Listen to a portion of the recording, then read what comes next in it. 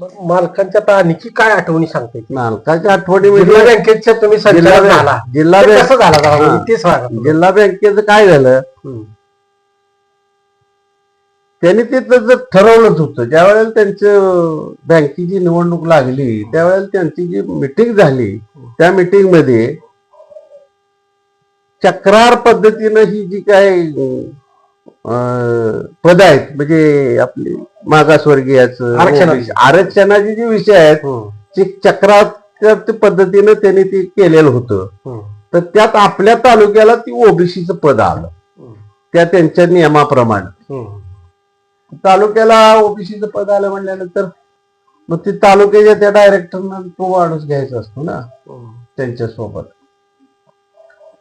मग ज्या वेळेला ती ओबीसी सीट बसलं की त्यांनी त्यावेळेला तिथं ठरवलं की बाबा आपण माणूस कुठला घ्यायचा.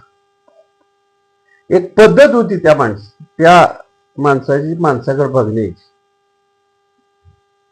पंचायत समितीला माणूस निवडताना हरिजनाचा राखीव जागेला मला त्यांनी सांगितलं की बाबा तुझ्या गावात ती पद द्यायचं आहे. मग आपल्यापैकी कोण आहे का असा मातंग समाजाचा, असं एखादं नाव दे मला. ठीक आहे म्हणलं. मग आपल्यात ती मोहन मस्के बस बनाल तिथं बसणार, उठ म्हणाल तिथं उठणार. मग त्याचं नाव दिलं. कळलं सोमाला. सोमानं ढोबळ्याकडं वशील लावला मालकात. ढोबळ्यानं सांगितलं मला त्यापेक्षा हा कार्यकर्ता चांगला आहे. असं तसं काहीतरी झालं असेल. मला बोलवून घेतलं मालकाने. अरे ती सरचा काय संबंध आहे म्हणली तुमच्या गावात. आम्ही म्हणलं हाय त्याचा दोस्त आहे म्हणले ती. आपण काय करायचं, आपण आपला माणूस घ्यायला, आपल्याला ते माणूस चालत नाही माणूस. ठीक आहे म्हणजे एवढा विश्वास. माणसं पारख करायची त्यांच्याजवळ जी ही होती, काय म्हणायचं त्याला, बुद्धी किंवा काय आपण कला म्हणू. तसं जिल्हा बँकेच्या वेळेला त्यांनी मला बोलवून घेतलं. मला म्हणले असं असं आपल्याला माणूस आपल्याला पाहिजे. द्यायचे तर मलाच होते त्यांच्या मनात. तुझ्या माहितीप्रमाणे तालुक्यातला माळी म्हणा एखादा ओबीसीचा माणूस मलाच विचार. मी आपला तिथे आता आलेल्या हरीचं नाव सांगितलं. अरे ते हरी झेडपी सदस्य आहे ना म्हणले आता. मग बघा म्हणलं हरी म्हणजे हरिभाऊ गावंदरी. तर म्हणलं ती बाळू माळी आहे, बाळू माळी संघावर आहे म्हणले. मग ठीक आहे म्हणजे मग आता तुमच्या हिशोबाने मला वाटतंय म्हणले तुलाच द्यावं. तुमची इच्छा. म्हणजे अगोदर मागचं बघितलं. हा आपण मागितलंच नाही ना. ठीक आहे म्हणजे आमचं फायनल निर्णय झाला. त्याला परत लागत नाही त्याने थोडी तक्रार केली झालं. शेवटी ते म्हणले मी ठरवलंय म्हणले तुम्ही बाकीच्या कोणी बोलायचं ना. तिथंच फायनल झालं. मग आता बँकेत निवडून आल्यानंतर बँकेत जायला लागतंय ना जर मिटिंगला. ती एकदा दोनदा मला नेलं गाडीत. पण ती मला अवघडल्यासारखं व्हायचं. एकदा गाडी इथं सुरू झाली वाड्या पुढं की बँकेशिवाय उभा राहत नाही. मग आपल्याला पान खायचंय, तंबाखू खायचाय, त्या वाटेला कुठला हाती चिवडा खायचा हे आपल्याला काय असल्या सवय. पुन्हा काय जर तात्याला सांगायचं मी मला दुसरं काम आहे फोन यायचा ना. नाही माझी मी येतो एसटीनं, माझी मी येतो गाडीनं, असं तात्याला सांगायचं जाय. मग एकदा खवळलं मला. अरे सगळे भत्त्याचे पैसे घरी न्यायचा काहीतरी त्या डिझेलवरही जातात पैसे तुझ्या गाडीला. माझ्याकडे गाडी होती मी नाही ऐकलं त्यांचं. म्हणजे उगा आपल्याला ती जमतच नव्हतं ना तसं. मला तंबाखूची सवय होती. मग अशी 5 वर्ष गेली की काय म्हणजे एवढं सिरियसली काय कुठं झालं नाही. पण त्यांची सही बघायची, आपण सही करायची, पत्त्याचं पाकिट घ्यायचं, निघून यायचं. गणपतराव देशमुख, विजय, महत्वाचा एखादा विषय असला गणपतराव देशमुख यायचे, विजयदादा यायचे, हे तिघ जण तिथं आत बसायचे आणि निर्णय सांगायचे. असं ती 5 वर्ष निघून गेली. आपल्या आयुष्यातली 11 आमदारात आपण तालुक्यातल्या जिल्ह्यातले 11 आमदार त्या बँकेचे संचालक. अशा 11 आमदारात आपल्याला बसायची संधी दिली तरी फार मोठं आहे. मानलं तर फार मोठं आहे, नाही मानलं तर काहीच नाही. पण एक दुर्दैवानं बार्शीचं भांडण ह्या बँकेत शिरलं. दिलीप सोपल विरुद्ध राजा राऊत, आणि राजा राऊतांनी बँकेच्या विरोधात तक्रार केली. ती आता अजून चालू आहे. ती त्यात आम्हाला आता नोटिसा, तत्कालीन त्या काळची बॉडी, त्या काळची बॉडी नाही, मागचं सगळं त्यानं काढलंय. पण मालक बघतेच सगळं. पण हायच की आपल्याला त्या तारखे दिवशी जाऊन मालकाला सांगायचं, कुठं सह्या लागल्या तर द्यायच्या. त्यांची त्यांनी वकील बिकील दिल्या, मालकानं सगळं केलंय, त्याच्याबद्दल नाही. पण ही नको होतं आपल्याला, आपल्यासारख्या सरळ मार्गी माणसाला.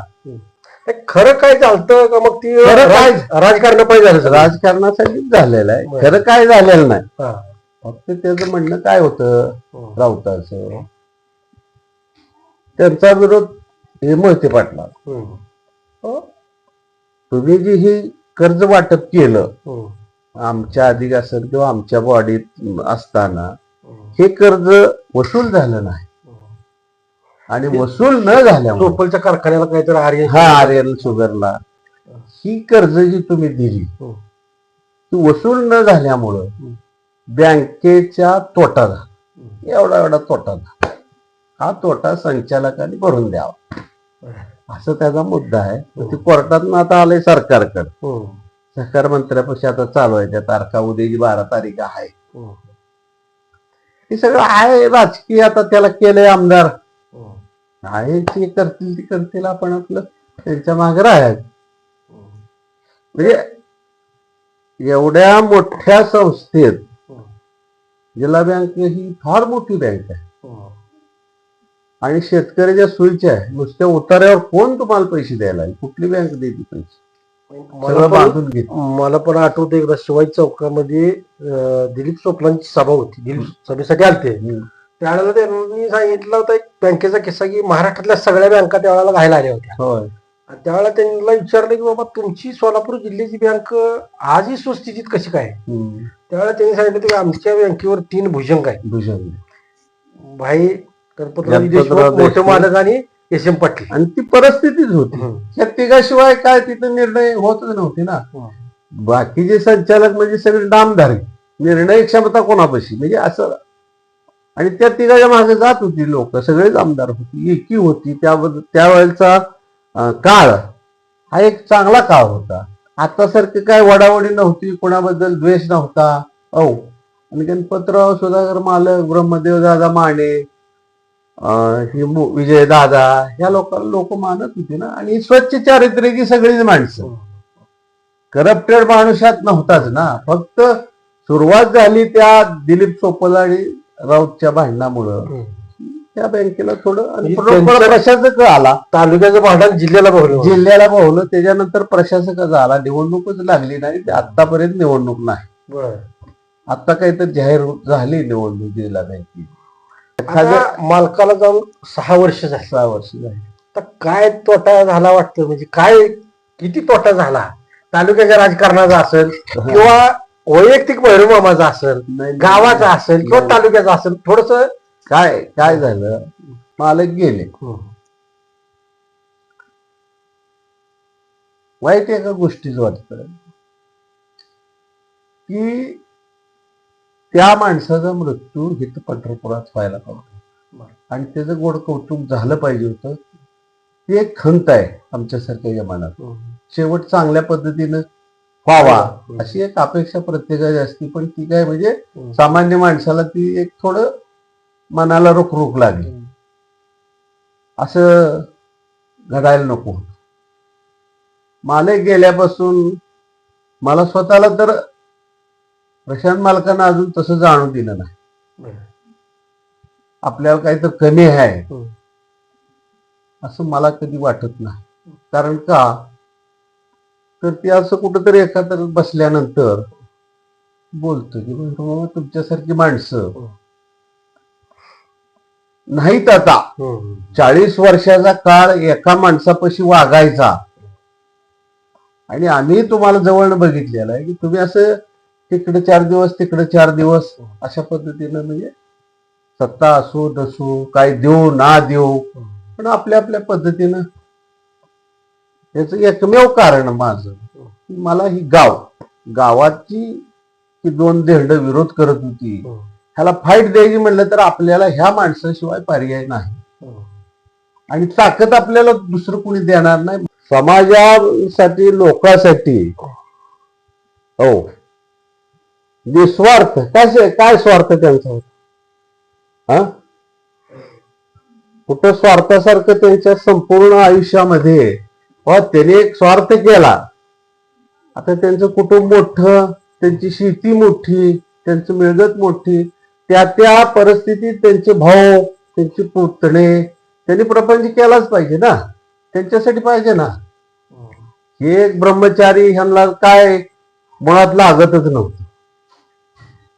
त्यामुळं निस्वार्थ भावनेतनं त्यांनी भावासाठी किंवा पुतण्यासाठी सुद्धा एखाद्या ठिकाणी शब्द टाकावा ही त्यांची भूमिका नव्हती. तुमची तुम्ही बघा ना, करा ना तुमची तुम्ही असं म्हणायचे. फक्त शामराव मालकाचा शब्द कधी मोडला नाही.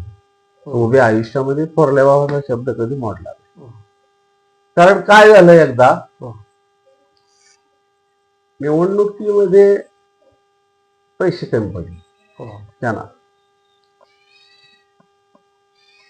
मग पैसे कमी पडल्यानंतर थोडं कुठंतरी त्यांची चर्चा झाली असेल, कोणीतरी विरोध केला असेल भावापैकी.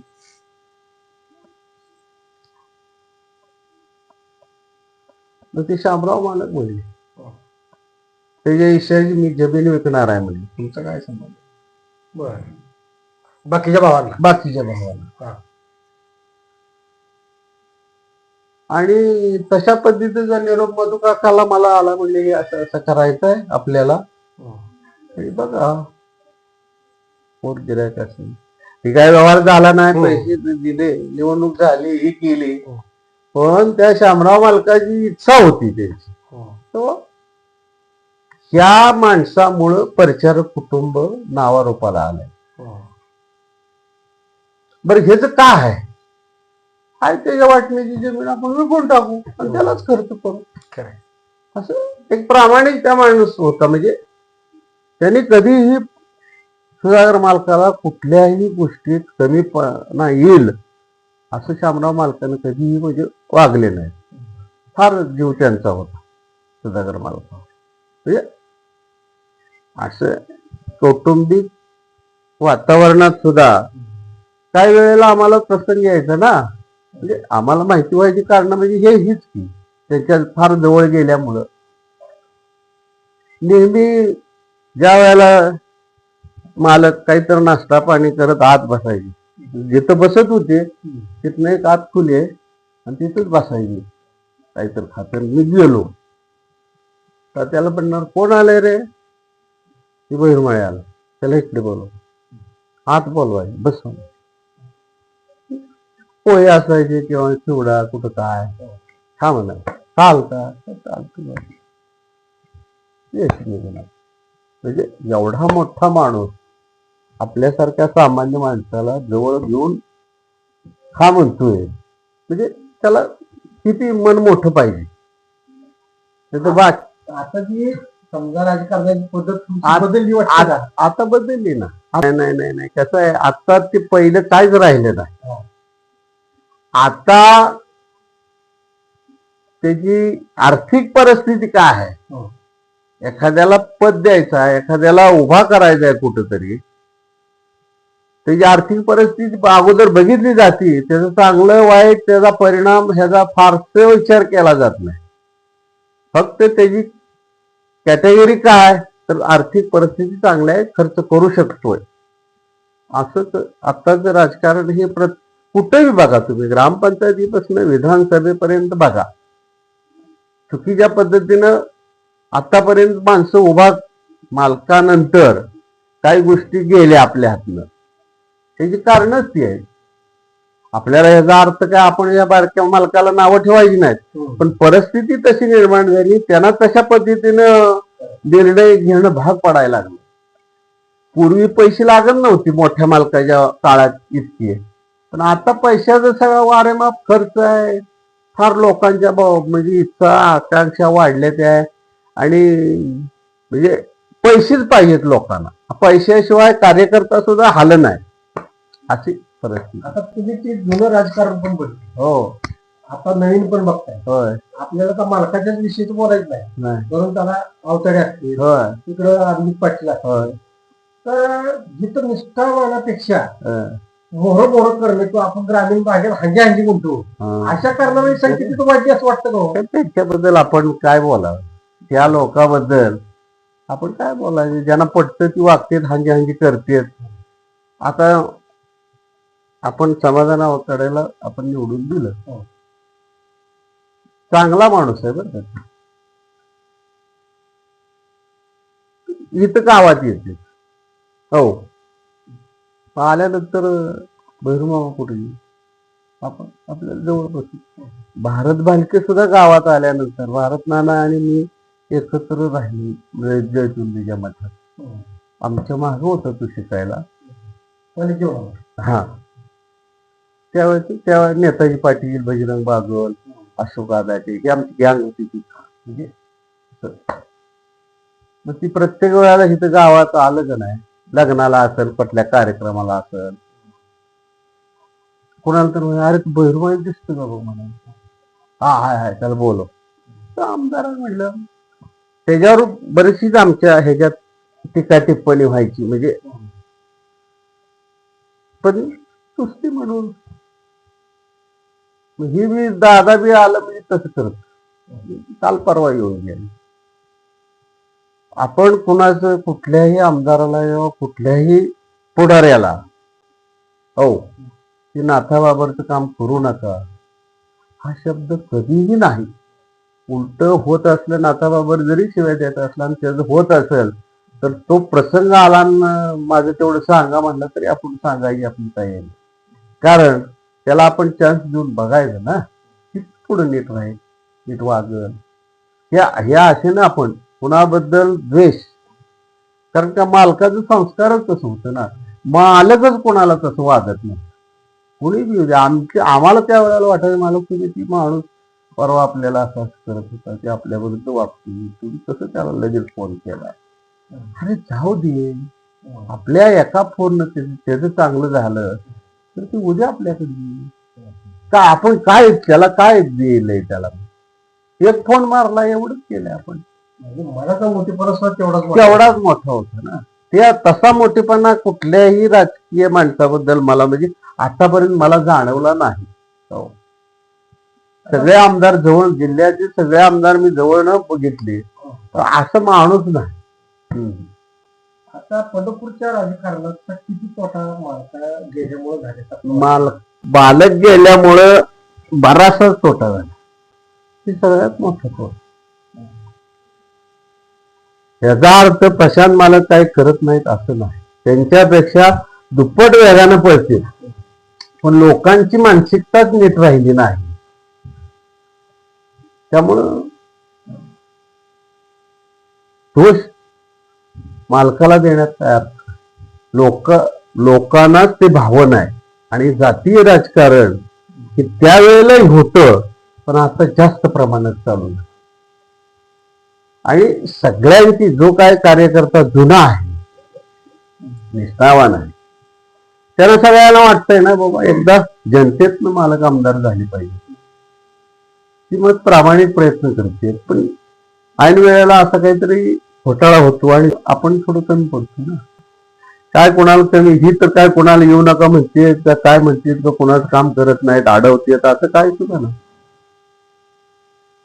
आता आपण बऱ्यापैकी सविस्तर चर्चा केली. हो. बराचसा वेळ झाला. आपण मालकांच्या विषयी बोलतोय.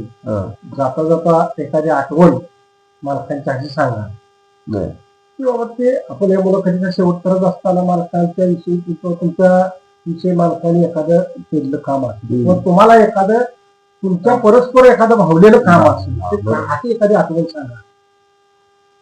माझी धाकटी मुलगी आजारी होती. मग तिला मला मुंबईला न्यायची वेळ आली. तिथं जाऊन ऑपरेशन करायचं. आम्ही रेल्वेनं जायसाठी गेलो. हे मुंबईला निघाली. कुर्डुवाडी स्टेशनला नेमकी भेट झाली. मला म्हणले, अरे कुणी घर? मी म्हणलं मालक असा असा. ठीक आहे म्हणले, काय कमी जास्त झालं तर मी आहे तिथं म्हणले, ये माझ्याकडं. गेलो. इथनं जातानाच सुधीर पटवर्धन आहेत का, त्यांचा मामा तिथं राय पाटणकर म्हणून डॉक्टर होता.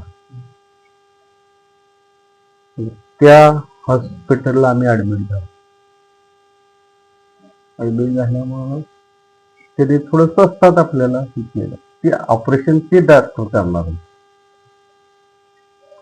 त्याने आपल्याला ते पंढरपूरचं आहे, तुम्ही आमदारच्या जवळच आहे, अमका आहे, फला नाही, ह्या हिशोबाने त्यांनी सांगितले सुधीर पटवर्धनाने त्यांना गरीब माणसं आहेत एवढं करून द्या. ती काय म्हणले, माझ्या हॉस्पिटलमध्ये तुमचं ऑपरेशन महागात पडेल, तर तुमचं ऑपरेशन मीच करतो. हो, फक्त सिव्हिल मध्ये जाऊन तुम्ही ऍडमिट, तिथं फक्त माझी फी तुम्हाला लावतो. ठीक आहे म्हणले. आम्ही तिथं ऍडमिट झालो. मग ऑपरेशनची तारीख ठरली. त्याने ती सगळं पैसे सांगितलं. आता उद्या तारीख ऑपरेशन झालं, पैसे पडले ना तिथे. मायाबरोबर गाणं नव्हतं. या महिन्यात म्हणल्यावर आम्ही गेलो. सकाळ सकाळ आंघोळ करून नसतं की डोसर असं करून त्या वळीवर टाकत, त्या तारावर टाकत, त्या आम्ही गेलो त्या खोलीत त्यांच्या. आणि मोठा एवढ्या लवकर कसं काय आलं? झालं का ऑपरेशन? म्हणलं झालं ऑपरेशन, काल झालं असं असं. मग का आलाय? मी म्हणलं मालक पैसे पडले.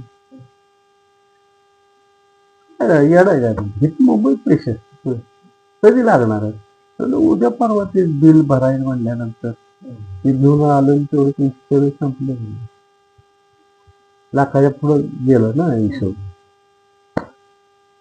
ठीक आहे म्हणून आज शुक्रवार, उद्या शनिवार आहे, ती जाणार आहे उद्या पंढरपूरला. कोणाला तर पाठवून देतो, किती लागायचे ते म्हणले 50,000. ठीक आहे. दुसऱ्याला कोणाला म्हणलं गाणालाच पाठवतो. ठीक आहे म्हणले, पाठवून. शनिवारी गाणाला पाठवून